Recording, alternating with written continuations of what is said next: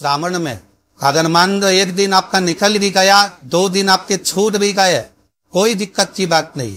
क्या शंकर भगवान ने कहा था लक्ष्मी बस इतना करना, प्रत्येक सोमवार के दिन तो बेलपत्री के पेड़ के नीचे जाना और वहां बैठकर वहां पर झाड़ू लगाना। शाम के समय जो बेलपत्री के पेड़ के नीचे सोमवार के दिन दिया लगाए उसके घर में तो प्रवेश कर जाना। आज भी नियम है, अगर जिसके लक्ष्मी नहीं टिकती, जिसके संपदा नहीं बढ़ती, जिसका व्यापार नहीं चलता, जिसके सर्विस नौकरी सही नहीं हो रही, उसको सोमवार के दिन अगर बेलपत्री के पेड़ के नीचे दिया लगाता है उसके घर में कभी संपदा की कमी नहीं आती साहब, लक्ष्मी उसके घर में प्रवेश करती है। आज भी नियम है, जिसकी 18 साल 20 साल तक संतान नहीं होती, अगर वो बेलपत्री के पेड़ के नीचे एक ब्राह्मण और एक ब्राह्मणी को उसके बच्चे को गोदी में बिठाकर खीर खिला देता है और वही झूठी खीर जिसका गर्भ नहीं ठहरता वो खा लेता है, मात्र 2 महीने के अंदर उसका गर्भ ठहर जाता।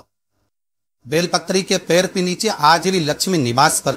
आपका कोई काम अटक रहा है, कोई काम नहीं हो रहा, बहुत परेशान हो गए, बहुत सद है, उस काम के लिए सबके हाथ भी जोड़ लिए, सबके पास होकर आ गए, पर वो काम बढ़ ही नहीं रहा, तो निवेदन करते हैं जी के दिए में काली तिल डालकर सोमवार के दिन शंकर जी के मंदिर के सामने तुम रोकादी का नाम लेकर दिया लगाकर जिस काम को तुमने दुनिया के आगे कहकर देख लिया, कर कर देख लिया, नहीं हुआ, उस तारे को एक बार दिया लगाकर निवेदन कर कर तिल जाकर देखना, काम आगे बढ़कर ही। कई बार आपको कहा कि आपकी अगर धन की कमी पड़ रही है, पैसा नहीं आ रहा, व्यापार नहीं चल रहा, दुकान नहीं चल रही, धंधा नहीं चल रहा, नौकरी नहीं लग रही, सर्विस नहीं लग रही, तो हमने बार बार आपको कहा है कि सोमवार एक दिया बेलपत्री के पेड़ के नीचे लगाओ गीता, और एक दिया शंकर के मंदिर की चौखट पर लगा।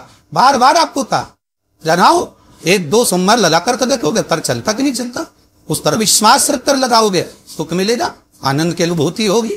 प्रदोष काल के समय पर बट वृक्ष के नीचे दिया लगाया जाता है। बट वृक्ष के नीचे लौंग का मात्र भोग रख दिया जाता है। लौंग मात्र अगर बट वृक्ष के नीचे दिया लगाकर एक लौंग का जल या लौंग भगवान बटकेश्वर महादेव के नाम से भी अगर शिव को समर्पित करी है तो ये निश्चित है कि कर्जा कितना भी भारी होगा वो कर्जा चूकेगा जरूर, और कहीं ना कहीं से लक्ष्मी की व्यवस्था देवाधिदेव महादेव करेंगे। श्रावण में अगर मान लो एक दिन आपका निकल भी गया, 2 दिन आपके छूट भी गए, कोई दिक्कत की बात नहीं।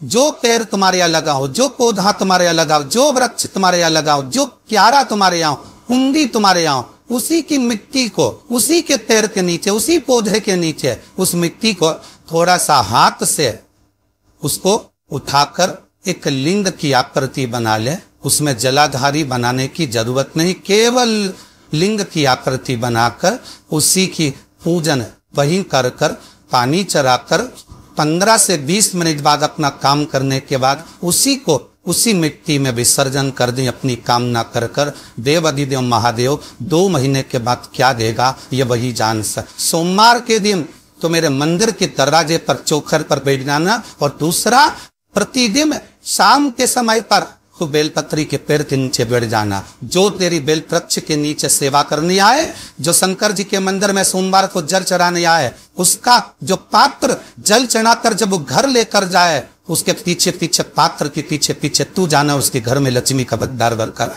लक्ष्मी बेलपत्र के वृक्ष के नीचे तो विराजमान हो जा।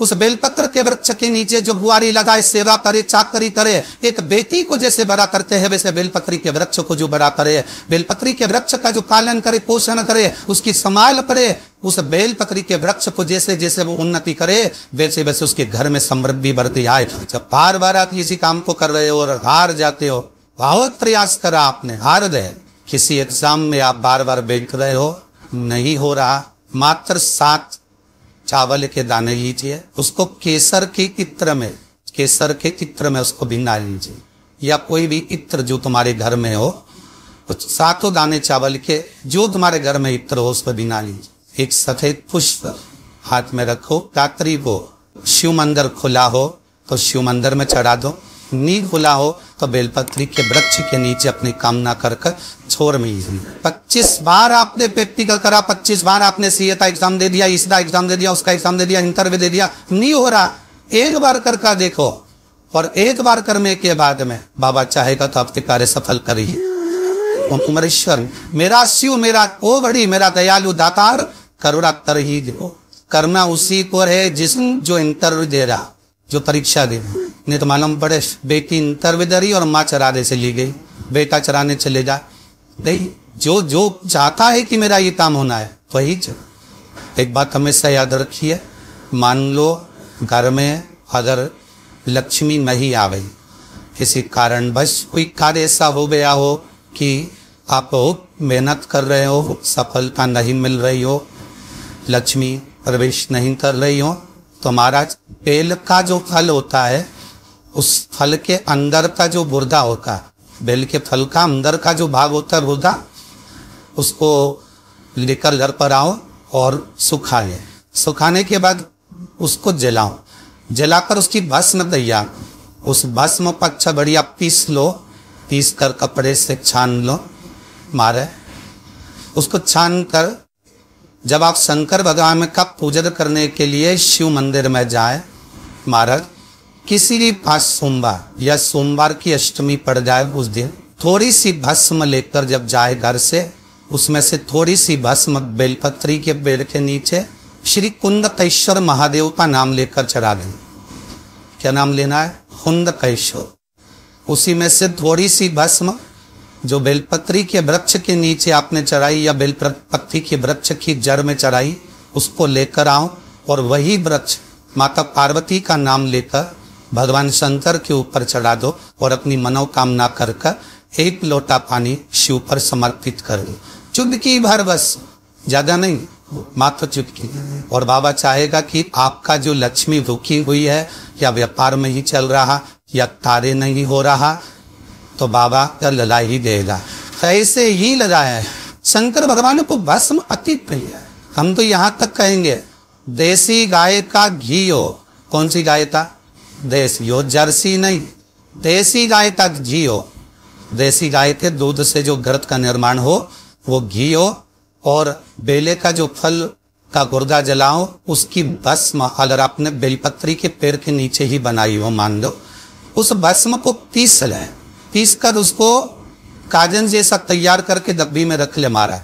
शिव जी पे चढ़ी हुई भस्म को भले वह पीस के शंकर जी पर चढ़ाओ, फिर उसको लेकर रखकर उसमें गाय का, देसी गाय का उसमें घी मिलाकर काजल जैसा तैयार कर मस्तक पर मात्र या कलेजे पर उसकी एक बिंदी ही रखकर आप अपने कार्य के लिए अगर निकल गए तो यह पक्का है कि वो कार्य होगा ही, सफल होकर ही मानेगा। ज्यादा से ज्यादा 5 दिन उसके पास जाना पड़ेगा, 6 दिन जाना पड़ेगा, पर कार्य सफल होगा ही, उसको करना ही पड़े।